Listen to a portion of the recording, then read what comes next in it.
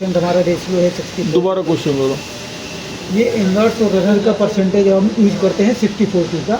ये अगर वो क्यों करते हैं? हाँ वो क्यों करते हैं, मतलब परसेंटेज क्यों यूज करते हैं? जी यही हाँ, पूछा है। ऐसा होता है कि रनर और राइजर जो होता है ना, इनका वॉल्यूम बहुत ज़्यादा होता है।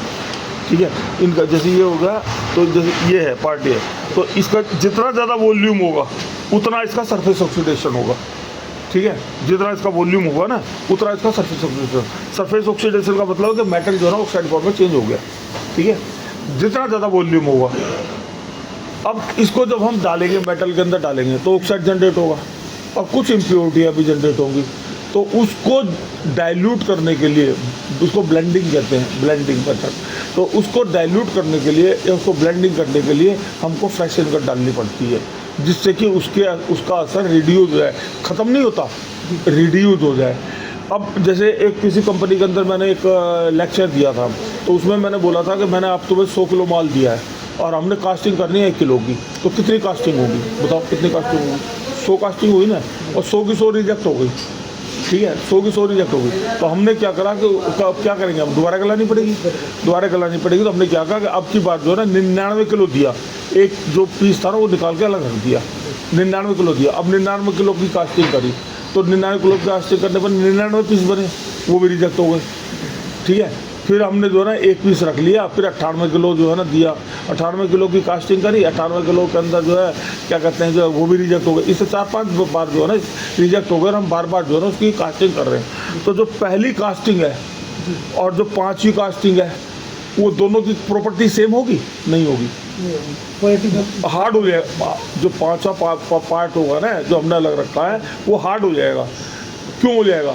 माल एक है, फर्नी से, हाँ बिल्कुल सही, कई बार वो प्रोसेस हो गया ना, कई बार प्रोसेस हो गया, तो इसलिए जो है ना वो हार्ड हो गया। अब वो हार्ड ना हो या उसकी हार्डनेस को कम करने के लिए हम सिल्ली डालते हैं।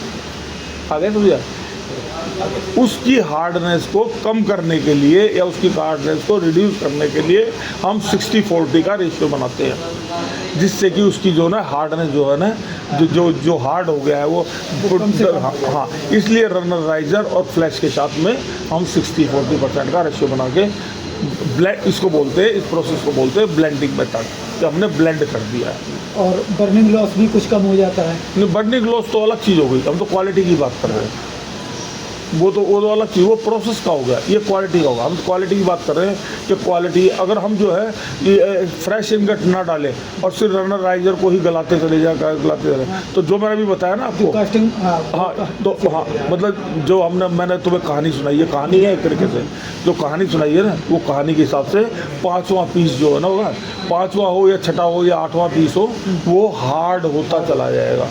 तो हम क्या करते हैं कि जो हमारा माल रिजेक्ट हुआ ना, जो पहला लोट रिजेक्ट हुआ, हमने उसके अंदर क्या किया कि जब वो रनर मतलब जो हमने 99 किलो माल दिया ना, 99 किलो के साथ में हमने 40% जो है इनगट डाल दी।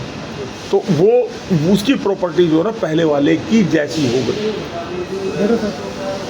ठीक है, पहले वाले की जैसी हो गई, पहले जैसी नहीं, पहले वाले की जैसी हो गई। ठीक है, तो उसे बोलते हैं ब्लेंडिंग।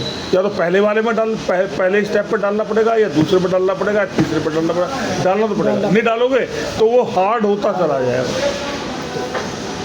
एक टाइम ऐसा आ जाएगा कि इतना हार्ड हो जाएगा कि आप कास्टिंग करोगे, ब्रेक करोगे, फटक से टूट जाएगा।